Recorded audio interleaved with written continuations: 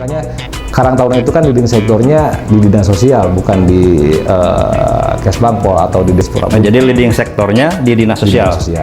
Tidak masuk ke Kesbangpol. Tidak masuk di Kesbangpol. Hilangnya regenerasi, Pak, tentunya. Hilangnya regenerasi. Maksudnya seperti ini. Kalau dulu kan kita mengenal Karang Taruna itu hanya sebatas Agustusan dan lain sebagainya. Artinya kalau misalnya hari ini pemerintah fokus saja ke para pemuda, ya ke depan ada harapan Kota Tasik khususnya itu lebih baik. Saya sadari betul bahwa kelemahan saya sebagai Ketua Karang Taruna Kota, saya tidak memiliki kekuatan politik.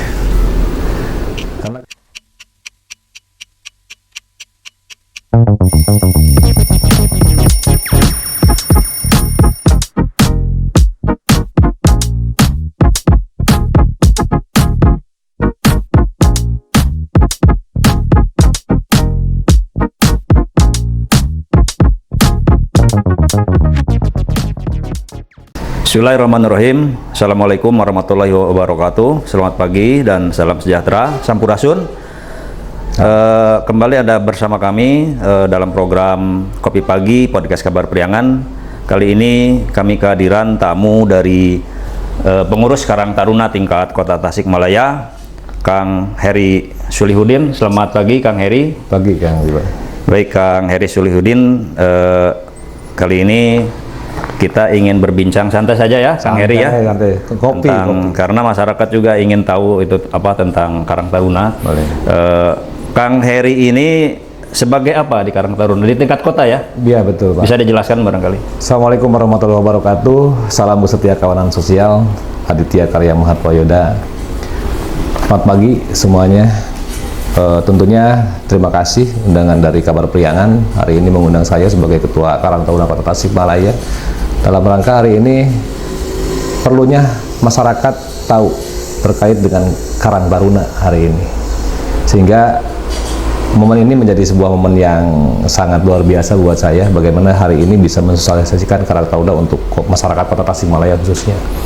Di tingkat kota ya? Saya di tingkat kota, Pak. Ya. Nah, kalau sudah berapa lama di pengurus Kota Tasikmalaya? Saya sih sama saya jabatan tinggal 1 tahun lagi. Tinggal 1 tahun lagi, ya, berarti sudah lama ya? Sudah 4 tahun. Sudah memiliki pengalaman yang banyak tentang Karang Taruna. Berapa banyak sebetulnya anggota atau membawahi struktur Karang Taruna Kota Tasikmalaya itu seperti apa strukturnya? Kalau berbicara tentang keanggotaan Karang Taruna itu kan di Permensos diatur bahwa Karang Taruna itu keanggotaannya itu bersifat self-pasif. Bersifat? Self-pasif. Otomatis ya. Jadi dari usia 13 sampai 45 tahun itu adalah usia Karang Taruna. Usia 13 sampai 45. Jadi disebutnya, jadi kategori pemuda. Betul. Jadi disebutnya warga Karang Taruna. Di usia seperti itu namanya warga Karang Taruna.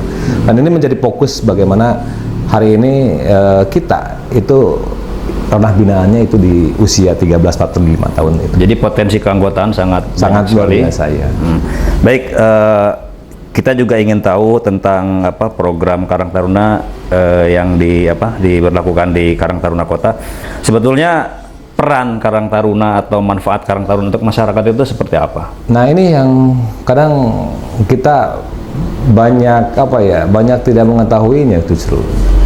Hari ini memang kita baru program itu sekitar penguatan organisasinya yang harus kita kuatkan. Makanya saya dilantik itu kan COVID-19 hampir 2 tahun juga tidak ada kegiatan yang progres, tidak berjalan, semua kegiatan fokus ke COVID. Tetapi pada prinsipnya hari ini dari 69 kelurahan di Kota Tasikmalaya sudah terbentuk, Pak. Bahkan hari ini banyak yang habis masa jabatannya karena masih menggunakan regulasi yang lama terkait dengan masa bakti cuma 3 tahun. Hari ini kan dengan regulasi adanya Permensos 25 tahun 2019, adanya Permendagri 1818 tentang LKD menjadi 5 tahun. Nah, ini juga menjadi sebuah pemikiran bagi saya tentunya, bagaimana hari ini juga penguatan organisasi ini sesuai dengan apa yang menjadi tupoksinya. Jadi tadi sekaligus menjadi payung hukum operasionalisasi Karang Taruna ya. Nah, di sana kan dijelaskan juga terkait dengan bagaimana Karang Taruna berperan. Peran kita itu adalah bagaimana ikut serta dengan pemerintah dalam rangka menanggulangi permasalahan-permasalahan sosial. Itu yang pertama. Yang kedua, bahwa Karang Taruna itu juga berfungsi sebagai organisasi yang bagaimana hari ini menggali potensi-potensi pemuda dan masyarakat.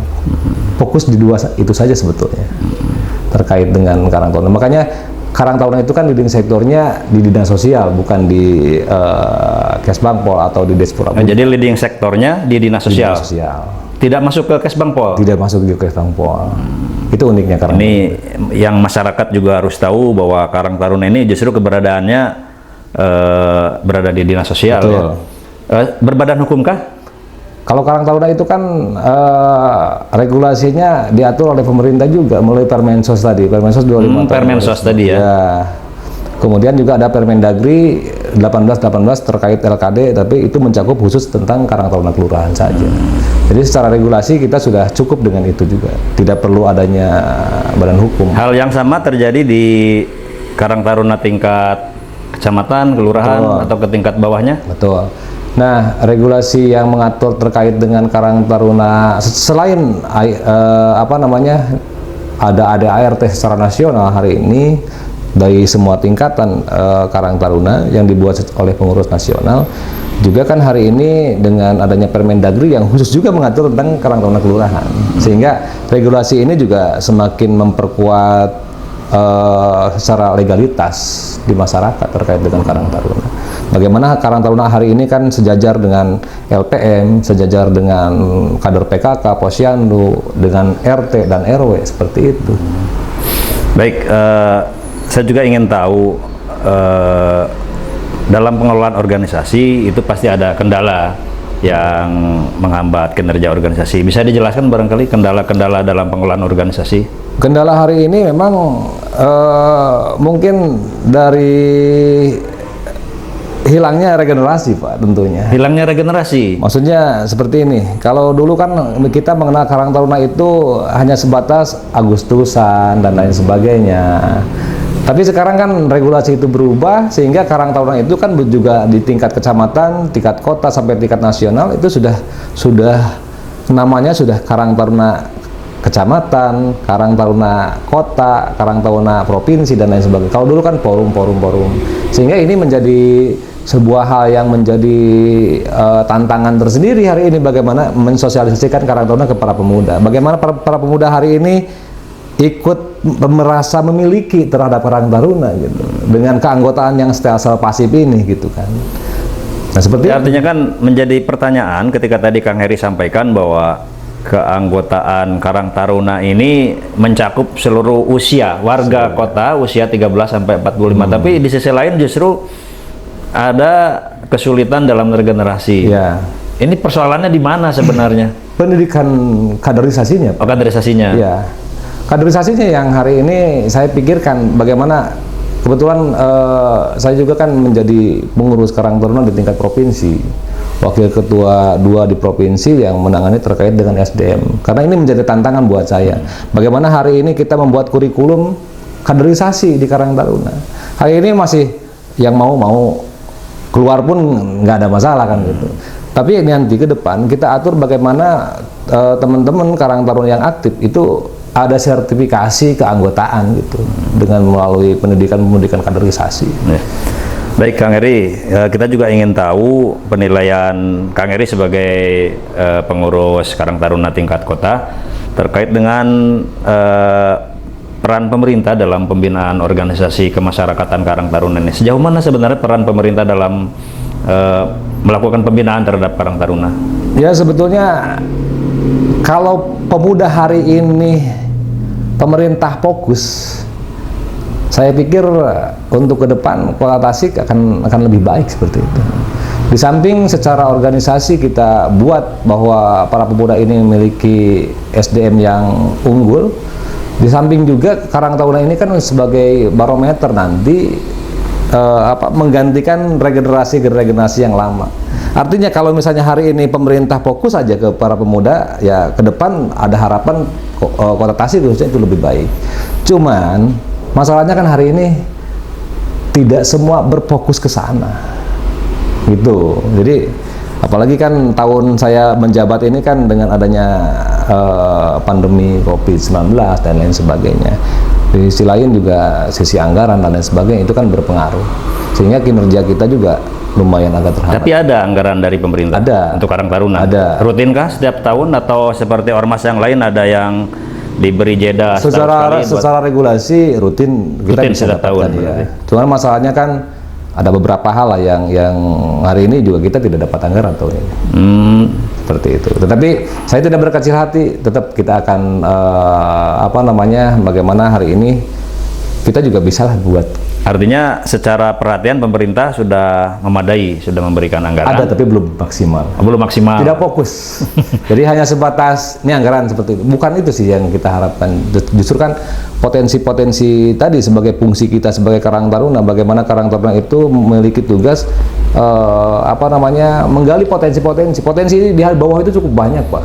Oh ya, sekalian kita juga ingin tahu, kalau tadi dikatakan bahwa Kang Heri selalu menggali potensi. Sebetulnya potensi apa yang muncul dari sosok Karang Taruna di Kota Tasikmalaya ini? Cara berpikirnya seperti ini ya. Kalau saya menilai kita 2030 itu kan ledakan bonus demografi yang akan terjadi di Indonesia. Kalau lihat Eropa, bonus demografi muncul revolusi industri. Di Cina pun sama seperti itu. Tapi kalau di Indonesia rasanya saya optimis harus, tetapi kalau melihat hari ini kan cukup miris juga. Bagaimana usia produktif begitu banyaknya, sedangkan lapangan kerja hari ini kan semakin sempit justru. Nah, hari ini punya potensi yang memang setiap daerah di kita itu beda-beda potensinya. Ada yang potensinya di pertanian, ada potensinya di perikanan, ada potensinya di perdagangan, bisnis dan lain sebagainya. Dan hari ini juga cukup banyak para pemuda yang memiliki potensi-potensi di bidang-bidangnya, sesuai dengan letak geografis dan SDM mereka gitu kan. Kalau hari ini Karang Taruna Kota memiliki pengurus yang berhasil mengembangkan pertanian di bidang buah-buahan melon misalnya hari ini. Itu kan cukup luar biasa sebetulnya. Dan kita pun siap membimbing teman-teman yang memiliki keinginan untuk itu. Satu bidang aja situ. Kalau misalnya wilayah ini ada potensi untuk budidaya melon misalnya, kita siapkan SDM-nya untuk melatih, membimbing dan lain sebagainya. Disesuaikan dengan potensi masing-masing daerah. Masing-masing. Ya. Tetapi kan ketika potensi ini terkendala dengan SDM sudah ada nih, keinginan sudah ada, tapi kan kalau berbicara masalah ini kan perlu juga dengan biaya, modal dan lain sebagainya. Baik, Kang Heri, kita sebelum memasuki tema nanti yang lebih menarik, sambil diminum dulu. Boleh, Pak. Oke.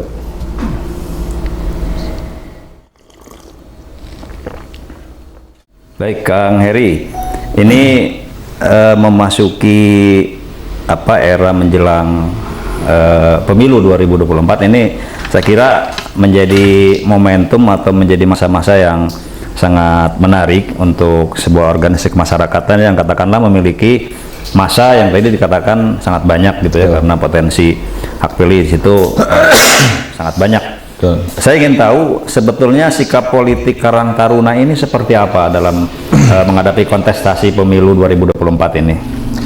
Ya, sebelum saya jawab ke sana, mungkin perlu juga saya sampaikan ya terkait dengan apa yang menjadi konsep di Karang Taruna secara nasional.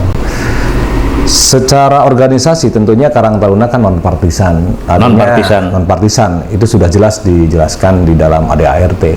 Sehingga ketika secara organisasi kita memberikan kebebasan tentunya kepada semua kader dalam rangka memilih dalam arti pilihan politik. Jadi urusan politik itu diserahkan kepada individunya masing-masing. Tetapi hari ini kita juga perlu memberikan sebuah kecerdasan bagaimana hari ini kader Karang Taruna memiliki kecerdasan dalam hal memilih gitu. Jangan asal-asalan, jangan menggadaikan 5 tahun nasib kita terkait dengan politik ke depan. Artinya Karang Taruna sebagai organisasi yang independen, Ya. non partisan, tetapi tetap memberikan rambu-rambu ya untuk Betul. anggota Betul. dalam hal berpolitik. Karena hari ini juga kan banyak juga kader Karang Taruna yang hari ini tampil di 2024. Tentunya saya memikirkan bagaimana kader-kader di Karang Taruna ini kan menjadi sebuah gebrakan. Tahun ini kader Karang Taruna ada yang lolos ke DPRD gitu. Ya. Karena saya sadari Kang, hari ini saya sadari betul bahwa kelemahan saya sebagai ketua Karang Taruna Kota, saya tidak memiliki kekuatan politik. Karena kan di sisi kebijakan-kebijakan ini ada yang bersangkutan dengan keberlangsungan organisasi juga. Sehingga ketika kekuatan politik tidak saya miliki, ya tentunya ya lemah secara motoris organisasi. Artinya memberikan kebebasan berpolitik kepada anggota. Betul. Untuk menciptakan posisi tawar politik juga, ya. Seperti itu maksudnya. Enggak. Target kita mungkin kalau misalnya sekarang banyak kader Karang Taruna yang mencalonkan diri, ya minimal kan ada beberapa teman-teman yang lolos gitu dilantik menjadi anggota DPRD. Tetapi Dan itu menjadi kebanggaan. jadi kebanggaan juga menjadi harapan. Menjadi harapan untuk pengembangan organisasi. Betul gitu. Bagaimana mereka tidak lupa dengan organisasi yang selama ini menjadi keaktifan mereka di masyarakat, kan Karang Taruna tempatnya. Tempat dia membesarkan diri. Dibesarkan di organisasi. Sehingga ketika jadi dewan pun dia kontribusi juga terhadap. Nah, ini justru menjadi menarik Kang Heri ketika Kang Heri memberikan kebebasan berpolitik kepada para pengurus atau anggota Karang Taruna. Di dalamnya tentu nanti akan terjadi perbenturan karena adanya perbedaan Betul. pilihan. Ya. Apakah itu tidak mengganggu kinerja organisasi? Sebetulnya diatur juga di dalam ART. Oh, ada juga dalam diatur ART. juga dalam ART. Justru fungsi kita, peran kita sebagai kader Karang Taruna justru harus menjadi pemersatu. Makanya kan jangan sampai apalagi kader dengan kader yang hari ini punya kepentingan kontestasi di 2024, justru bukan di luar itu pun kita harus menjadi perekat. Bagaimana mempersatukan, jangan sampai ada perpecahan. Selama ini situasinya seperti apa? Masih aman berkendali. Masih kondusif ya? Kondusif lah. Tidak lantas menjadikan adanya perpecahan di Enggak. organisasi? Ada. Baik, Kang Heri, mungkin terakhir ini dari saya juga ingin ada semacam statement harapan mungkin Kang Heri kepada para kader Karang Taruna, baik di tingkat kota maupun sampai ke tingkat bawah. Silakan Kang Heri. Prinsipnya seperti ini. Yang pertama, mengabdilah teman-teman di Karang Taruna, karena pengabdian kita itu tidak akan bisa ternilai dengan materi tentunya. Cukup Tuhan yang akan membalasnya.